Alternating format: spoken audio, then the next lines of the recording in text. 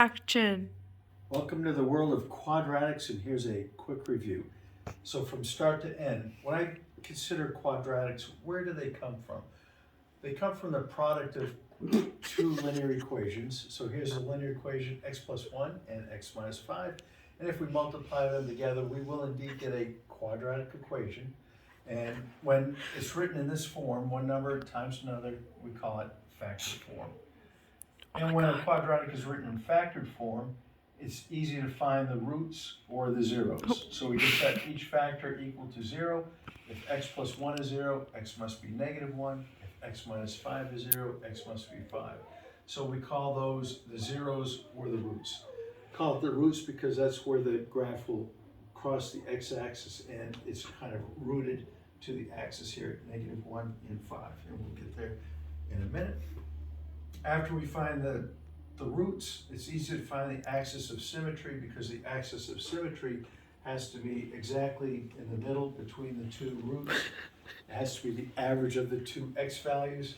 So it's just negative 1 plus 5 divided by 2. So x equals 2. So at x equals 2, that's where the axis of symmetry is, and the vertex will be there on that line. To find the vertex, simply take the value of x, 2, plug it back into the equation. 2 plus 1 times 2 times 2 minus 5 is 3 times negative 3, or negative 9. So the vertex is at 2, negative 9. Graph right there. We can also complete a table of values, and I've made a table of values centered around the vertex. And so if I start at the vertex, add 1 to x, y will go up by 1. Add 2 to x, y will go up by 4 because that's 2 squared. If I add 3 to x, it will go up by 9 because it's a quadratic.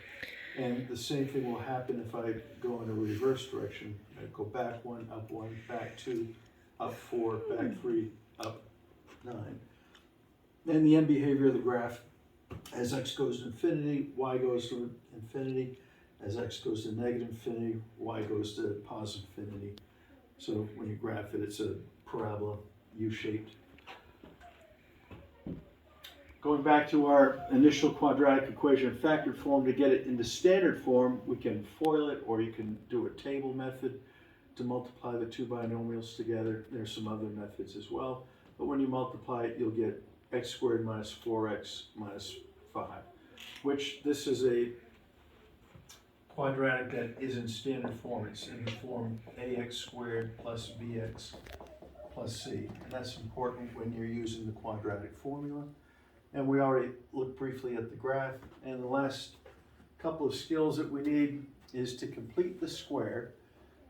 Start with the first two terms, the x squared term and the x term. And look at the middle term. We want to add a number that would make this trinomial a perfect square. To do that, we take the term in front of the x, divide it by 2, and square it. Negative 4 divided by 2 is negative 2. Negative 2 squared is positive 4. So we have to add 4 to this trinomial, and that will make a perfect square. Because I add 4 here, I need to subtract 4 over here to keep the equation equal.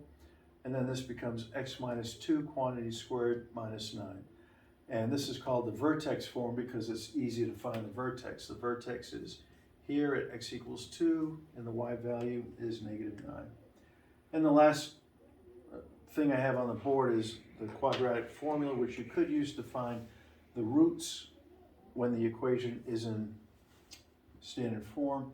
And a couple of the other skills that we've been using are the synthetic division and long division skills as well. There are a couple other things we'll have to do with quadratics before we finish up.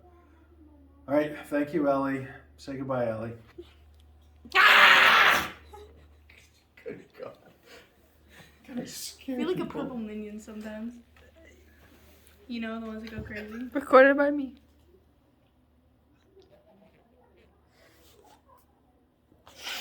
Okay. That's worthy of suspension.